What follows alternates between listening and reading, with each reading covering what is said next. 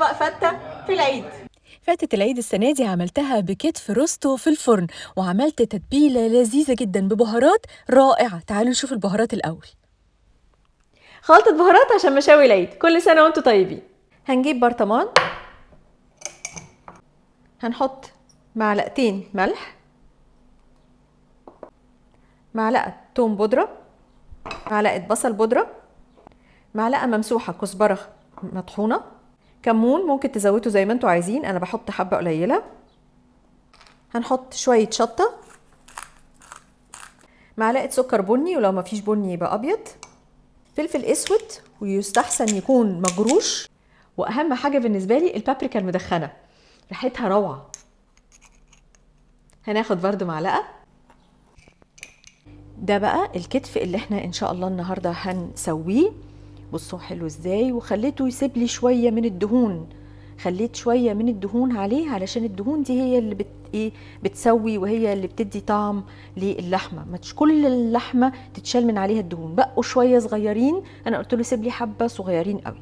اوكي، تعالوا نعمل بقى التتبيلة. احنا هنحتاج ل3 حاجات بالظبط، 3 حاجات مش اكتر. اول حاجة هنحتاج كوباية زبادي كامل الدسم،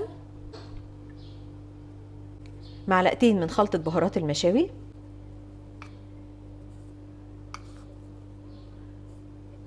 وهتحتاجوا دريسنج السلطة الفرنساوي اللي انا برضو عاملاه في القناة وهحط لكم اللينك.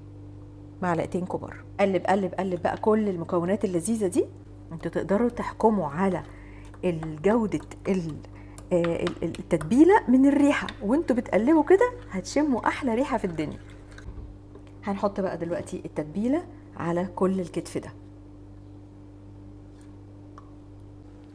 رحت لبست جوانتي عشان لسه ورايا حاجات حلوة اعملها، فمش عايزة ايديا تبقى ريحتها بهارات وحاجات وانا بعمل طبق الحلو. انتوا برضو بتلبسوا جوانتيات في البيت ولا لا؟ عشان انا بشوف كتير من القنوات بيلبسوا جوانتيات، وبتبقى جوانتيات سودة وزرقاء وفي الوان كده عجيبة، فمش عارفة انتوا بتحبوا كده ولا لا، وبتلبسوا في البيت ولا ما بتلبسوش. نكمل نقلب الكتف الناحية التانية، نحط الحاجة، نكمل بقية التتبيلة ومساج بقى كده كويس بقى قوي. دلعوها كده، دلعوها. هنغز كده اللحم عشان التتبيلة تدخل جواه. حد هيقول لي ليه بقى في الشقوق دي ما تحطيش توم زي ما كل الناس بتحط؟ انا مش بحب الطريقة دي خالص خالص. مع المساج اللي هنعمله التتبيلة كلها، مش بس توم بقى، التتبيلة كلها هتدخل. كل بقى ما قعدت دي الكتف ده في تتبيلته دي اطول وقت ممكن، كل ما كان احسن. هنحطه في التلاجة لمدة 6 ساعات او اكتر. الكتف قعد في التلاجة حوالي تقريبا 5 ساعات ونص. تمام، خلينا بقى نشوف هنسويه ازاي. في كيس حراري، انا بحب قوي الاكياس الحرارية، بشوفها احسن كتير من الفويل، وان انا احط فويل واحط جواه ورق زبدة. فالكيس الحراري بيديني نفس الفكرة. اختاروا بس كيس يكون كبير شوية، ما يبقاش على القد بالظبط.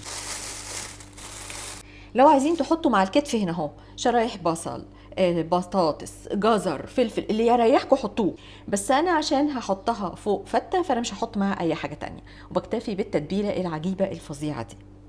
تطلع من التلاجة ساعة قبل ما تدخل الفرن، يعني ما تبقاش ساقعة وتدخل الفرن على طول، تهدى الاول وترتاح وبعدين ندخلها الفرن. الاول هتبقى على درجه عاليه حوالي 220، هتقعد حوالي 40 دقيقه، وبعد كده نوطي الفرن لحوالي 200 او 190، وهتقعد حوالي كمان 45 دقيقه.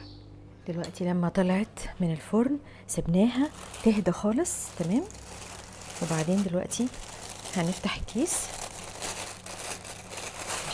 شايفين في عصاره في الكيس من تحت؟ الله ما شاء الله، الله اكبر. شايفين العصاره الجميله دي؟ اوعوا ترموها، هنحتاجها دلوقتي في الفتة. اوعوا ترموا المية دي، تهبل منظر اللحمة، يهبل.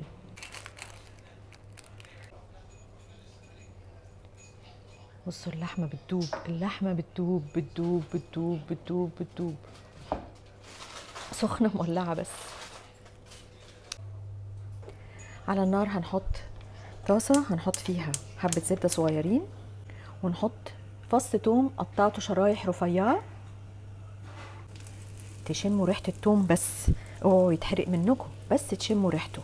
ربع كوبايه خل، ونحط المرقه بتاعه الكتف اللي طلعناه، العصاره الجميله دي ما نرميهاش، العصاره الحلوه دي. الله على الريحه بقى تهبل. حبه ملح صغيرين مش كتير، عشان دي كل المرقه دي فيها اصلا ملح، بس دي اللي احنا بقى هنسقي بيها الفته. هنكسر الرقاق، انا بعمل الفته بالرقاق. الرقاق ده انا محمصاه في الفرن ودهناه بشويه سمنه، مش ما تقطعوش اصغر من كده. دول تقريبا 3 ورقات.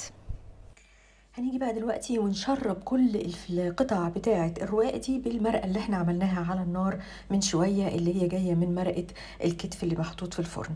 شربوا كل قطع الرقاق كويس. بعدين هنحط بقى الصلصه، حطوا حبه حلوين كده وخلي ايديكم فرته. طبعا انتوا كلكم اساتذه في الصلصه، ما تنسوش تحطوا صلصه زياده على السفره. هنحط بقى دلوقتي الرز الابيض، رز ابيض عادي مستوي بسيط ما فيهوش اي حاجه، عارفه برضو كلكم اساتذه في الرز. والكتف هيجي على فوق الوش. عايزه اقول لكم بقى ان الطبق الفته ده اتنسف، ما لحقتش اصور وانا بدوق منه اي حاجه. كل سنه وانتم طيبين.